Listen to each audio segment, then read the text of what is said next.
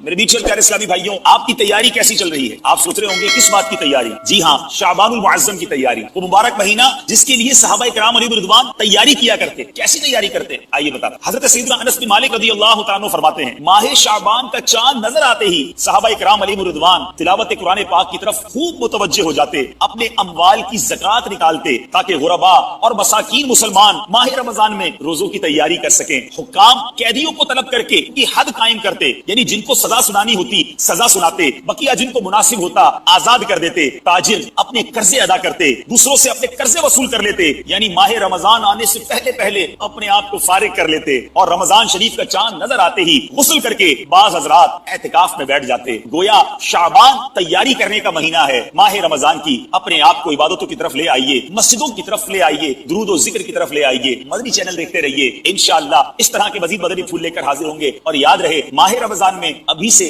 اعتکاف کی نیت بھی کر لیجئے۔ صلو علی الحبیب صلی اللہ تعالی علی محمد صلی اللہ علیہ وسلم۔ یاد رہے کہ میرے آقا علیہ الصلوۃ والسلام فرماتے ہیں کہ الشعبان شہری، شعبان میرا مہینہ۔ ایک عاشق رسول کے لیے اس سے بڑی کیا سعادت ہوگی کہ جس مہینے کے بارے میں نبی پاک فرمائے وہ میرا مہینہ۔ اور ایک بڑی خوبصورت قرآن پاک کی آیت ہے جو اگر میں کہوں تو غلط نہیں ہوگا کہ بچے کو قرآن پاک کی یہ آیت یقیناً یاد ہوتی ہے، اور وہ آیت درود ہے، جس میں رب فرماتا ہے ان اللہ وملائکتہ یصلون علی یا ایھا الذین آمنوا صلوا علیہ وسلموا تسلیما۔ درود پاک پڑھ لیں، اللہم صل علی سیدنا و مولانا محمد عدد ما فی علم اللہ صلاۃ دائمۃ بدوام ملک۔ آیت درود جو ہے یہ بھی ماہ شعبان میں ایک روایت کے مطابق، تو اس سے پتہ چلا کہ شعبان یہ خاص درود پاک پڑھنے کا۔ اسی آیت کو تھوڑا سا سمجھتے ہیں۔ اللہ فرماتا ہے بے شک اللہ اور اس کے فرشتے اس نبی پر درود پاک بھیجتے ہیں، اے ایمان والو تم بھی ان پر خوب درود اور سلام بھیجو۔ قرآن پاک میں بہت سارے آرڈرز ہیں، بہت سارے احکامات ہیں، کہیں فرمایا نماز پڑھو، کہیں فرمایا زکات، کہیں ہمیں حج کا حکم ملا، کہیں ہمیں بہت سارے آرڈرز ملے، کہیں یہ رب نے نہیں فرمایا کہ اللہ اور اس کے فرشتے یہ کام کرتے ہیں، اے میرے بندو تم بھی شامل ہو جاؤ۔ پورے قرآن میں یہی ایک کام اللہ نے قرآن میں فرمایا کہ اللہ اور اس کے فرشتے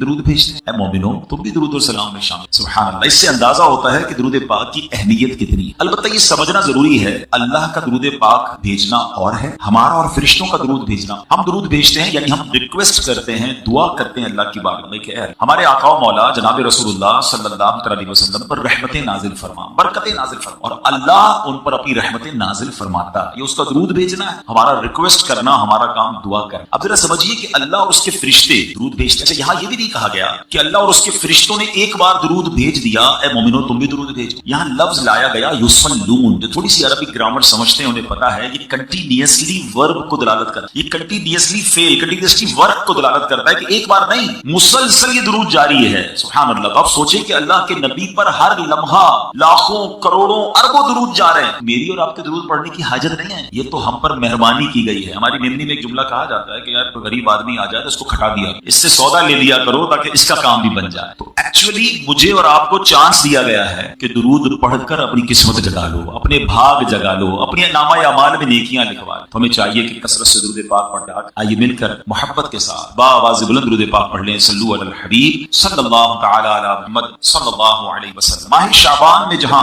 بہت خوبصورت واقعات ہوئے، بڑے بڑے بزرگان دین کے عرس آتے ہیں، ان کے ایام آتے ہیں، وہاں ایک بڑی عظیم ہستی ہے ہم سب کا جن سے تعلق، بلکہ یوں کہوں کہ ہم سب ان کے فالوورز ہیں، ان کے ہم مقلد ہیں۔ میری مراد امام اعظم ابو حنیفہ حضرت نعمان بن ثابت رضی اللہ عنہ۔ 2 شعبان المعظم یہ آپ کا عرس ہے۔ اپنے آپ کو حنفی تو کہتے ہیں مگر بہت سارے لوگوں کو تو امام اعظم کا نام بھی نہیں، امام اعظم ابو حنیفہ تو کہتے ہیں، ابو حنیفہ ان کا نام نہیں ہے، ان کا نام نعمان بن ثابت ہے، جن کے ہم مقلد ہیں، جن کو فالو کرتے ہیں، ان کا نام یہ۔ بعد ان کی سیرت، ان کی کچھ بایوگرافی، اور اس بایوگرافی سے مجھے اور آپ کو کیا سیکھنے کو ملتا ہے۔ بڑا عجیب و غریب واقعہ آپ کی زندگی کا۔ کوفہ کی مسجد میں امام اعظم ابو حنیفہ وضو فرما رہے ہیں۔ پہلے یہ فضیلت ذہن میں رہے کہ روایتوں میں آتا ہے کہ جب بندہ وضو کرتا ہے، اے نمازیوں تمہیں مبارک ہو، اے وضو کرنے والوں آپ کو مبارک ہو، کہ جب بندہ وضو کرتا ہے تو چہرہ دھوتا ہے تو چہرے کے گناہ معاف، ہاتھ دھوتا ہے تو ہاتھ کے گناہ معاف ہو جاتے ہیں، سر کا مسح کرتا ہے تو سر کے، اور پیر دھوتا ہے پیر کے گناہ معاف، مگر یہ معاف ہوتے ہیں یا گناہ کھل جاتے ہیں، یہ روایتوں میں تو پڑھا، مگر اللہ نے امام اعظم ابو حنیفہ کو وہ نظر عطا فرمائی تھی کہ آپ وضو فرما رہے تھے تو آپ کے برابر میں ایک نوجوان وضو کر رہا تھا، آپ نے وضو کرتے کرتے اس کے ٹپکتے ہوئے قطروں کو دیکھ کر فرمایا، اے بیٹا ماں باپ کی نافرمانی سے توبہ کی۔ یعنی وہ سمجھ گیا کہ امام اعظم پہچان گئے، اس نے کہا جی حضور میں نے توبہ کی۔ اب آپ نے دوسرے شخص سے کہا جو وضو کر رہا تھا میرے بھائی بدکاری سے توبہ کر. بھی حیران تھا حضور میں نے توبہ کی. ایک شخص کے وضو کے قطرے ٹپک رہے تھے, آپ نے کہا بھائی شراب نوشی سے گانے باجے سے توبہ کر. اگین حیران تو ہو گیا لیکن پھر اس نے توبہ کی. اب جب یہ واقعہ ہوا تو امام اعظم ابو حنیفہ نے, یعنی یہاں یہ پتہ چل رہا ہے کہ اللہ پاک نے اپنے بندوں کو کیسی بصیرت اور کیسی نظر عطا فرمائی. مگر امام اعظم ابو حنیفہ کا کمال دیکھیں کہ آپ نے اللہ کی بارگاہ میں دعا کہ اللہ یہ کمال یہ مجھ سے واپس لے لے, کیونکہ اس نظر کی وجہ سے اس بصیرت کی وجہ سے مجھے لوگوں کے عیب پتہ چل رہے ہیں. میرے برابر کوئی بندہ وضو کرتا ہے مجھے پتہ چل جاتا ہے اس کا کون سا گناہ دھل رہا ہے اور مجھے معلوم ہو جاتا ہے اس کا عیب کیا ہے. اللہ میں لوگوں کے عیب نہیں دیکھنا چاہتا, مجھ سے یہ کمال واپس لے لے. سبحان اللہ. اور ایسا ہی ہوا, آپ کی دعا قبول ہو گئی اور پھر آپ کو لوگوں کے عیب نظر آنا بند ہو. آپ اس سے دو باتوں کا اندازہ کیا, ایک تو اللہ پاک نے کمال کیسا دیا, ان کی نظر کیسی تھی, وہ دیکھ لیتے تھے جو ہم نہیں دیکھ سکتے, مگر سوچ کیسی تھی, ہمیں لوگوں کے عیب نہیں دیکھ. اب یہاں ہم سب کے لیے سبق ہے. ہمارے یہاں تو معاملہ ہی الٹا ہے. ہمارے یہاں بہت سارے لوگ تو دوربین لگا کے بیٹھے ہیں کہ عیب پتہ چل جائے, کرتا کیا ہے, اٹھتا کب ہے, سوتا کب ہے, جاتا کہاں ہے, کاروبار کیا کرتا ہے. بھائی گاڑی لے لی چیک تو کرو پیچھے کدھر سے پیسے آ رہے ہیں, نیا گھر فلاں سوسائٹی میں, ابھی تو گھر چھوٹا تھا اتنا بڑا کیسے ہو گیا. ٹینشن شروع ہو جاتی ہے, یعنی تلاش میں رہتے ہیں کسی کی ترقی کیسے ہوئی, کوئی آگے کیسے بڑھ گیا, کسی کو عروج کیسے ملا. اور اگر پتہ چل جائے, دیکھیں انسانوں کی بستی میں رہتے ہیں, میں اور آپ سارے انسان ہیں, فرشتہ تو کوئی نہیں ہے نا, تو انسان تو ہوتا ہی. الانسان مرکب من الخطاء والنسیان. What is the definition of human being, پہلے یہ سمجھ لیجیے. انسان کی ڈیفینیشن یہ ہے کہ انسان مرکب ہے, مکسچر ہے مسٹیکس کا اور بھول کا. یہ تو ہوگا, غلطیاں بھی ہوتی ہیں, انسان سے بھولی جاتی. اگر کسی کا عیب پتہ بھی چل جائے, تھوڑی دیر کے لیے مان لیا کہ اس میں یہ پرابلم ہے یا اس کے گھر کا یہ مسئلہ ہے, اب کیا بنتی ہے میری اور آپ کی ذمہ داری, اسے عیب کو دوسروں کو بتانا, اس کو انجوائے کرنا. بھائی پتہ چلا فلاں نے یہ کیا ہے, ہاں اس کے بیٹے کا یہ مسئلہ ہے, وہ بڑی بڑی باتیں نہیں کرتا, ہاں اس کی بیٹی کا یہ مسئلہ ہے, اور یہ میری بہنیں بھی سن رہی ہیں, ان کو تو بس بال ملنے کی دیر ہے نا, پھر تو سیدھا جا کے سارے پورے محلے کو بتانا ہے. کیوں, خود سوچئے, مسلمان کی کام نہیں ہے. پہلے تو عیبوں کی جستجو میں نہ رہیں, عیب تلاش کرنے کی فکر میں نہ رہیں, اور اگر پتہ چل جائے تو اس کو ایسے بھول جائیں یا ایسے دبا دیں جیسے اپنے عیب کو چھپاتے ہیں. اب میں آپ کو دو حدیثیں سنانا چاہتا ہوں. امام اعظم ابو حنیفہ سے محبت کرنے والے بیٹھے ہیں, امام اعظم ابو حنیفہ کو فالو کرنے والے بیٹھے ہیں, پھر ان کی سیرت سے کچھ سیکھ کر بھی تو جائیں نا. اللہ کے آخری نبی رسول عربی صلی اللہ تعالی علیہ وسلم فرماتے ہیں, حدیث مسلم شریف میں ہے, نبی پاک نے فرمایا جو کسی مسلمان کی تکلیف کو دور کرے اللہ عز و جل قیامت کی تکلیفوں میں سے اس کی تکلیف کو دور کرے. Whenever you find anybody, جب آپ کو کوئی شخص نظر آئے جو کسی پرابلم میں ہے, اگر آسانی ہے اس کی تکلیف دور کرے. اچھا یہ بھی بڑا مسئلہ ہے, ہم لوگوں کی مشکلوں کو دور کرنے کا مطلب یہ سمجھتے ہیں کہ یار پیسے خرچ کرنے پڑے. ہر چیز پیسے سے دور نہیں ہوتی. اگر یہ فارمولا درست ہے کہ پیسے خرچ کرنے سے تکلیف دور ہوتی ہے تو پھر تو کوئی پیسے والا تکلیف میں ہی نہ رہے, مشکل میں ہی نہ رہے. ایسا نہیں, کہیں محبت سے تکلیف, کہیں حوصلہ دینے سے تکلیف دور ہو جاتی ہے, کہیں کسی سے اچھی بات کرنے سے اس کی تکلیف دور ہو جاتی ہے, کہیں کسی کی اچھی جائز سفارش کرنے سے تکلیف دور ہو جاتی ہے. ہمارا پہلے ذہن بن جائے کہ مسلمانوں کی تکلیفیں دور کرنی ہے. نبی پاک فرماتے جو کسی کی تکلیف دور کرے اللہ کریم قیامت کی تکلیفوں میں سے اس کی تکلیف بنائے. لک ایٹ دی ریوارڈ, وہاں کوئی مدد کرنے والا نہیں ہوگا. آپ یہاں شاید بہت تھوڑی دیر میں کسی کی تکلیف دور کر دیں, مگر قیامت کی تکلیف دور ہونا اٹس اے بگ ریوارڈ, بہت بڑا انعام ہے. مگر اس حدیث کا جو اگلا حصہ ہے جو میرے ٹاپک سے متعلق ہے, آقا علیہ السلام فرماتے ہیں جو کسی مسلمان عیب پوشی کرے, عیب پتہ چل گیا آپ کے سامنے ریویل ہو گیا اس کا فالٹ, آپ چھپا دیں, عیب پوشی کرے تو خدائے ستار قیامت کے روز اس کی عیب پوشی. ہائے قیامت کے دن میرے عیب نہ کھلیں. ہم سب یہی چاہتے ہیں نا, کتنے عیب ہے کبھی سوچا ہے, لوگوں سے چھپا کر گناہ کرتے ہیں, لوگوں کو پتہ نہ چلے, ہماری یہ فکر ہوتی ہے ارے بھائی فلاں کو نہ پتہ چل جائے, فون بند کر دو, لائٹ بند کر دو, علاقہ تبدیل کر دو. کتنے جتن کرتے ہیں لوگوں سے چھپانے کے لیے, مگر اللہ کتنا کریم ہے, ہمارے عیب چھپائے رکھے, لوگ کی عزت کرتے ہیں. مگر یہ سارے عیب اگر قیامت کے دن کھل گئے کدھر جائیں. آقا فرماتے ہیں دنیا میں کسی کے عیب چھپاتا ہے اللہ قیامت میں اس کے. ایک اور جگہ اللہ کے نبی علیہ السلام فرماتے ہیں جو شخص اپنے بھائی کا عیب دیکھ کر اس کی پردہ پوشی کرے تو وہ جنت میں داخل کرے. اگر جنت میں جانا ہے اٹس اے بیوٹیفل وے, عیب پتہ چل جائے چھپائیں. جس طرح اپنے بچوں کے عیب ہم نہیں چاہتے, کہتے ہیں نا ہمارے ایک جملہ بڑا مشہور ہے, یار گھر کی بات گھر میں رہنے دو, تو دوسرے کی گھر کی بات بھی اس کے گھر میں رہنے دو نا. اس کی گھر کی بات کیوں محلے میں لے جانی ہے, اس کے گھر کی بات کیوں سوشل میڈیا پہ ڈالنی, کیوں انجوائے کرنا ہے. عربی کا ایک مقولہ یاد کر لیجیے, بڑا خوبصورت ورڈ ہے, من ضحک ضحک, جو ہنستا ہے اس پر بھی ہنسا جائے. تو لوگوں پر ہنستے ہیں نا, مذاق اڑاتے ہیں, دیکھا اس کے بچے نے, دیکھا اس کی فیملی نے, دیکھا اس نے یہ کیا. کہیں ایسا نہ ہو تھوڑے دنوں بعد یہ آپ پر آفت, پتہ بھی چل گیا عیب چھپے. سبحان اللہ. امام اعظم ابو حنیفہ رضی اللہ عنہ کی سیرت سے یہ بات ہمیں سیکھنے کو ملتی. اب آئیے میں تھوڑا سا آپ کا تعارف, آپ کی بایوگرافی جیسے میں نے کہا جو ہم سب کو پتہ ہونی چاہیے. آپ کا نام نعمان, آپ کے والد کا نام ثابت, آپ کی کنیت ابو حنیفہ اور لقب امام اعظم ہے. آپ سن 80 ہجری میں کوفہ میں پیدا ہوئے, 70 سال کی عمر پائی, 2 شعبان المعظم 150 ہجری میں آپ نے وفات پائی. آج بھی آپ کا مزار بغداد معلہ میں ماشاءاللہ لاکھوں عاشقان رسول کے لیے مر جائے خلائق ہے. آپ ائمہ اربع یاد رکھیے, 4 امام ہیں, امام اعظم حنیفہ, امام شافعی, امام مالک, امام احمد بن حنبل رضی اللہ عنہ. یہ برحق, یہ چاروں برحق ہیں, چاروں کے خوش عقیدہ مقلدین, آپس میں بھائی بھائی. امام اعظم ابو حنیفہ ان چاروں اماموں میں سب سے بلند مرتبہ ہیں اور اس کی ایک وجہ یہ ہے کہ آپ تابعی ہیں. تابعی کس کو کہتے ہیں؟ نبی پاک علیہ السلام کو کسی نے ایمان کی حالت میں دیکھا یا پیارے آقا کی صحبت پائی اور اس کا ایمان پر انتقال ہوا، وہ صحابی. اور جس نے صحابی کو ایمان کی حالت میں دیکھا یا اس کی صحبت پائی تو وہ تابعی، اور اس کا خاتمہ بھی ایمان پر ہوا ہو. تو امام اعظم ابو حنیفہ یہ تابعی بزرگ ہیں.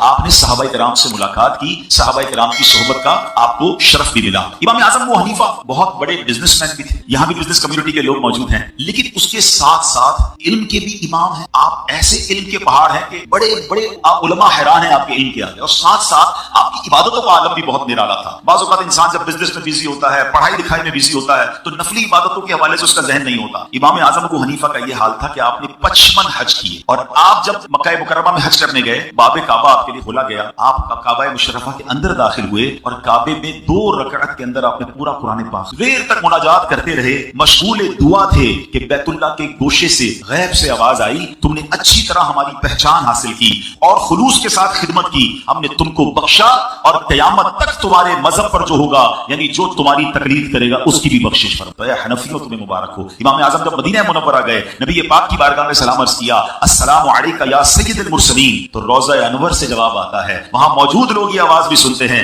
وعلیک السلام یا امام المسلمین. یہ مرتبہ آپ کو حاصل ہوا. اور سبحان اللہ، امام اعظم ابو حنیفہ کی شان یہ ہے، آپ مسلسل 30 سال تک روزے سے رہے، 30 سال تک ایک رکعت میں آپ قرآن پاک ختم کرتے رہے، اور 45 سال تک آپ نے عشاء کے وضو سے فجر کی نماز ادا. یہ عبادت کا عالم تھا. تقوی کا عالم یہ ہے، جیسے میں نے آپ کو بتایا کہ آپ بہت بڑے بزنس مین ہیں، آپ بلینئر تھے اس زمانے. ایک بار آپ کہیں نماز کے لیے گئے تو آپ نے اپنے سیلز مین کو بتایا کہ یہ کپڑا ہے جس میں یہ فالٹ ہے، اگر کوئی کپڑا خریدنے آئے تو عیب بتا کر اسے بیچنا، اس کو بغیر بتائے نہ بیچنا. آپ جب واپس آئے تو آپ نے دیکھا کہ وہ کپڑا سیل آؤٹ ہو چکا ہے. آپ نے اپنے سیلز مین سے پوچھا کہ اس کپڑے کا کیا ہوا؟ حضرت ایک بندہ آیا، اچھے ریٹ دیے، میں نے بیچ دیا. آپ فرمایا تم نے اسے عیب بتایا تھا؟ سبحان اللہ، آج ہمارا سیلز مین ہو اور ہمیں بتایا جناب میں نے کیا مال اچھے ریٹ میں بیچ دیا، گاہک کو پتہ بھی نہیں لگا، ہم کہتے شاباش بیٹا تو بڑی ترقی کرے گا. ایسے سیلز مین چاہیے جو ہمارا سارا مال بیچ دے. امام اعظم اس پہ ناراض ہوئے، اور اس پورے دن میں جتنی بھی سیل ہوئی تھی جو کہ ہزاروں درہم تھے،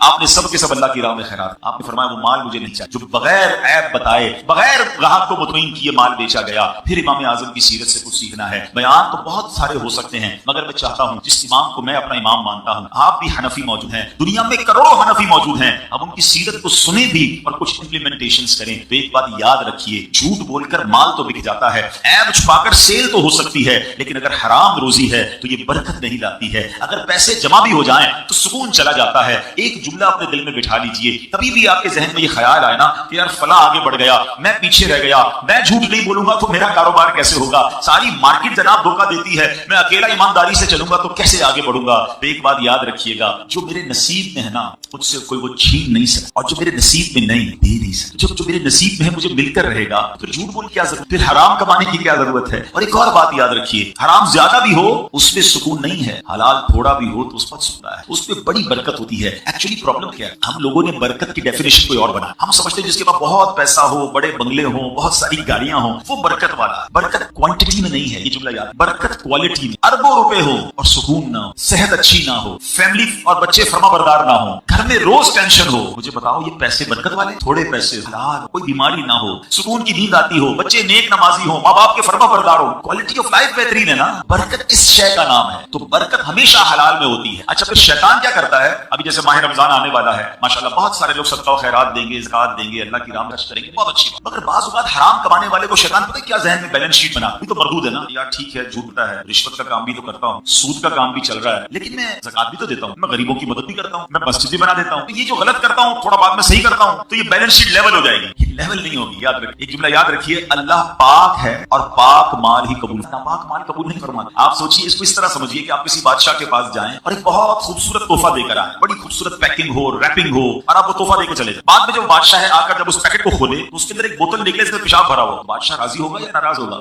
پیکنگ بڑی اچھی تھی مگر اس پیکنگ کے اندر سے کیا نکلا؟ ناپاک. بادشاہ کہے گا مجھے ایسا تحفہ دے کر. جو لوگ حرام کما کر اللہ کی راہ میں خرچ کر رہے ہیں نا، وہ سیٹسفائی ہو رہے ہیں، یار میں اس لیے تو کر رہا ہوں کہ غریبوں کی مدد کرنی ہے، غریبوں کی شادیاں کرواتا ہوں، میں جناب حج بھی کر رہا ہوں، عمرے بھی کر رہا ہوں. بھول ہے آپ کی. ناپاک مال اللہ کی بات تھوڑا کریں مگر حلال کریں. یہ بات سیکھیے امام اعظم سے کہ اب آپ کے سیلز مین نے بیان نہیں کر پایا کپڑے کا فالٹ، آپ نے وہ سارا مال اللہ کی راہ میں صدقہ کر دی. ہم کہتے ہیں آنے تو جدھر سے بھی آ رہا ہے بھائی، نہیں میرے سے ہم کتنا کھا لیں گے. میں بڑی لاجیکلی بات کرنے جا رہا ہوں، ویپاری لوگ بیٹھے ہیں، اگر یہ کاش بات سمجھ آ جائے نا. میں نے بہت کیلکولیشن